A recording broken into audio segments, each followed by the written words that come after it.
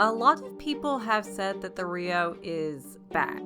So we came here to see if that's actually true. Because right now, the old Rio and the new Rio are both existing in the same building. And depending on where you walk, it's either kind of impressive or exactly what you remember. So I'm testing what actually changed and what didn't. And we're ending the night at the brand new steakhouse, because if the food doesn't deliver, the rest of this doesn't really matter.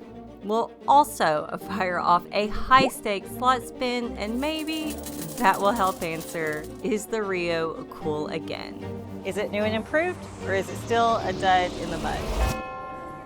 Y'all, I guess the first thing we need to answer is, was the Rio ever really cool to begin with? In 1990, it was built as an all-suite hotel to try and set itself apart from the big properties on the Strip. But I'm not sure if big room makes a hotel cool on its own. There was a pretty famous seafood buffet here, but it basically disappeared a decade ago, and the cheap buffet that replaced it disappeared during COVID. That area is back though, as the Canteen Food Hall, and I'll show you that in just a sec. Voodoo Steakhouse and nightclub was cool back in the day, or at least that's what I've heard. But that's now High Steaks, and we'll see how that place is shortly. We'll also see if I can pay for the whole dinner on one slot spin. We start our investigation in the old section of the casino, where you enter from the Masquerade self-parking next to a smash burger. It looks depressed. Like and subscribe if you ever went to the old Rio, which looked pretty much just like this. The track in the ceiling is from the old days when floats drove around every half hour or so, and dancers on the floats threw out beads to the crowds below. I never saw it, but absolutely everyone says it was great. Dreamscape, the new owners promised to spend $340 million, and this is one of the areas that seems to be untouched by that money, other than this Wine Cellar place, which just opened last year. The Kiss Experience and mini golf has been here about 10 years. It's clearly not part of the renovation, and I struggle to see how Kiss mini golf is cool. This part always seems pretty deserted. The biggest eyesore is this stage TV combo surrounded by 30-year-old fountains. It's dark, awkward, and used for whatever random thing they have going on. For example, here it's being used for an NFL playoff game, but there's also a dance floor. Oh, and I forgot the high limit slots area that looks straight out of 1998 with this wood paneling. Okay, let's see some of the new stuff. Where did that $340 million go? Some of it went into the rooms, upgrading finishes and making repairs, but supposedly a lot went into the casino floor itself. This is the Canteen Food Hall down at what I'll call the new end of the casino. Later in the video, we'll see if the steakhouse is worth the big bucks, but this is actually a really reasonable food hall compared to some others around Las Vegas. They have ramen, sushi, chicken fingers, burritos, burgers, and really dry cheesesteak sandwiches in a relaxed setting. There are new slots including Buffalo Gold and Dragon Link. The registration desk and lobby area have been refreshed, though it was still packed AF today. Good for them. This is a new Starbucks, one of the first things they added to the Rio when the overall renovation started in 2023. Several new restaurants beyond the food hall, including the Wine Cellar place, the Steakhouse, and now an Eggslut, which is a trendy breakfast sandwich place with the location at the Cosmo. The Luckily Tavern is super new and looks gorgeous and comfortable with sort of a samba sushi shape and style to it. Over in the middle of the casino, there is the Lapa Lounge, a casino bar inspired by the Lapa region of Rio de Janeiro in Brazil. Lots of gold animals hanging from the ceiling. Seems really cool. Y'all, shopping hasn't changed much at the Rio though. There's a bunch of generic gift shops, plus this place upstairs I totally love, where everything is bedazzled and shiny. Seems kind of perfect for an off-strip casino. Let me know, should I try this top? There's some exterior building updates I'll show you in a minute, but there's also the Empire Strips Back burlesque show that opened recently, and I hear it's great. Let me know in the comments if I should check it out. Enough touring around the casino, it's time to gamble.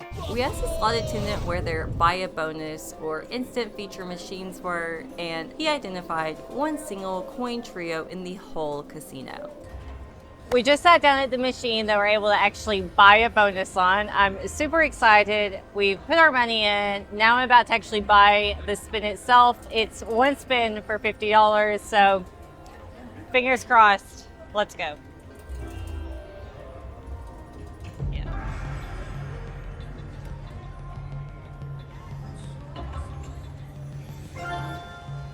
Dragon.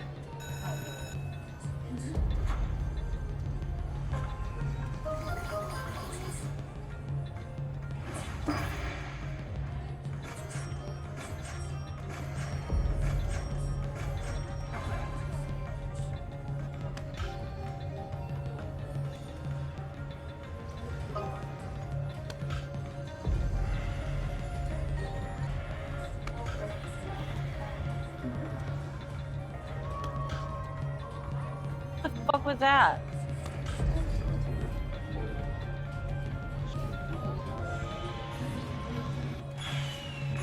Oh, we won something? It's not that much.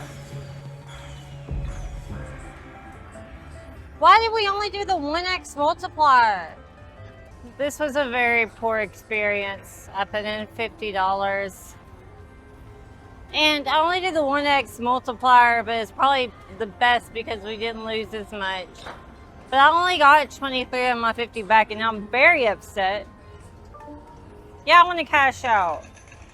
After getting whacked for 27 bucks in like 8 seconds with zero thrills, it was definitely time to go eat, y'all. There are a few other Rio upgrade surprises I want to show you, but our 7:30 reservation at High Steaks was just a few minutes away. Okay, we just got the elevator and we are headed up to the 50th floor to the restaurant. I am super excited. Look at these views. This is awesome. The restaurant is really pretty aside, but isn't decorated over the top insane. The layout is totally different from how Voodoo used to be, but the amazing views along the windows are definitely still a centerpiece. This was the Monday night before New Year's Eve, so even though it was a weekday, they were nearly full. We were seated in a great spot with a great view. All right, so let's take a look at the menu and see if this lives up to the hype of being an approachable price restaurant for locals. These are really decent appetizer prices, honestly. $17 to, or $16 to 28. Ooh, we might have to get the wild game to our car. The price of the steaks are really, really reasonable. You could get a Denver cut for 48 bucks. 8 ounces, or a hanger steak, American Wagyu. The hanger steak's 46. The most expensive steak on the menu is going to be the High Steaks Tomahawk. It's a 40 ounce, I assume bone-in prime rib, obviously, it's a tomahawk, for 245 bucks. But that's like really doesn't seem too bad, honestly. We ordered the fried artichoke appetizer, chopped wedge salad, shrimp cocktail, Denver cut steak, and a side of roasted Brussels sprouts. Our drink just got here. We ordered the penicillin. I am super excited. This is a Scotch-based drink. It's got ginger and honey. All right, what else is happening? Scotch, ginger, honey syrup, fresh lemon, and then a word I can't pronounce, Laph Roaig. Described as being bright and smoky. I concur. All right, so we just got bread service. This looks great. They make it in-house. I am so excited. It's like a mustard butter. I don't know. Oh my God, that smells so good. The bread smells so good. Oh, it's so creamy. This is delicious already. This is so good. The mustard butter is delicious. It tastes like mustard butter. Everything is really salted well. So good. So the appetizers have just arrived. We have our Argentinian head on prawns and our wedge salad. We're gonna start with the Argentinian head on prawns. They look freaking amazing. Oh. Okay, so you're supposed to suck the head, so we're gonna suck the head. I think you are. It was good. Let's try the cocktail sauce. They're so good. Now we're gonna try the wedge salad. It's a deconstructed wedge salad. It looks so good. We've got little pieces of the braised bacon she was telling us about. Damn. Oh, it's so good. I love wedge salad. This is the absolute most perfect wedge salad, minus not actually being a wedge, of course. It's a really good salad. Great luck with the first couple dishes, but that was about to change, y'all. This looks insane. These are fried artichokes and like some bechamel sauce. I mean, listen to this. Like, oh, all right, well, here we go. Let's take all of my calories for this meal. Oh my god. Are you kidding me? It's bubbling.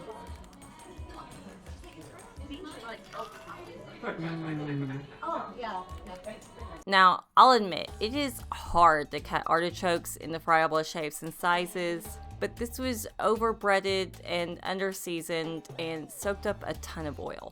The dipping sauce didn't make a ton of sense either, with these long strips of spinach that don't make for a very clean dip in and out. It was fine, I just don't think I would have it again.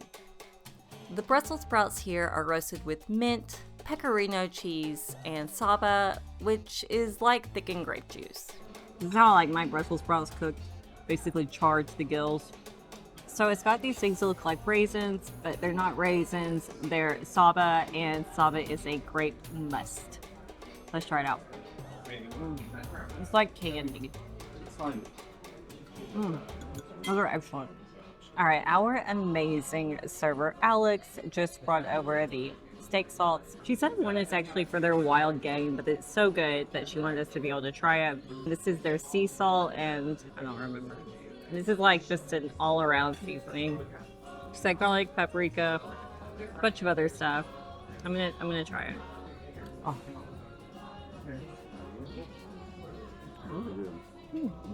Thank you. This is the Denver cut from the chuck.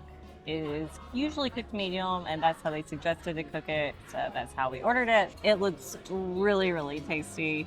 It comes out in a rectangle just like this. Like they don't cut this shape. This is how it comes out of the chuck. So let's go ahead and try it.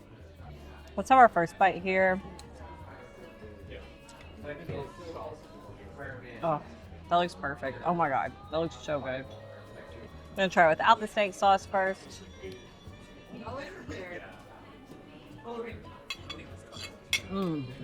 That bite had a lot of char on it. It just really enhanced how nicely cooked this is. It's perfectly cooked. All right, so this is a $48 steak. We recently had the $33 ribeye at an RV park. More on that later. You'll have to check that video out when it comes out. It hasn't yet. This is substantially better. For only $15 difference in the ticket price, 100% would recommend getting this any day. Probably over any steak we've had so far. Y'all, this place is amazing. We basically finished everything, as you can see here. I'm so full, so I'm gonna let voiceover Jasmine take it over, starting now. I got you, girl. Steakhouses are great, and it's hard to have a bad meal at a Las Vegas steakhouse. This meal was above average, but not out of this world mind-blowing, though the price was really reasonable. There's a stunning outdoor deck, part of the old Voodoo, of course, that you can walk out onto and enjoy probably the best view of the strip in the entire world. Basically freezing tonight, but there were still a few couples huddled up enjoying the lights.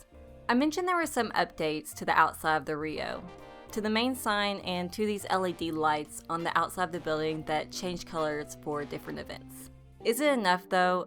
Does it feel like $340 million in upgrades? They say there's more to come, but not a lot of details on what that means. When was the last time you were at the Rio? Let me know in the comments below. And check out our new visit to the new Boa Steakhouse at the Venetian right here. We did not get what we were expecting, that's for sure. See you guys next week. Bye y'all.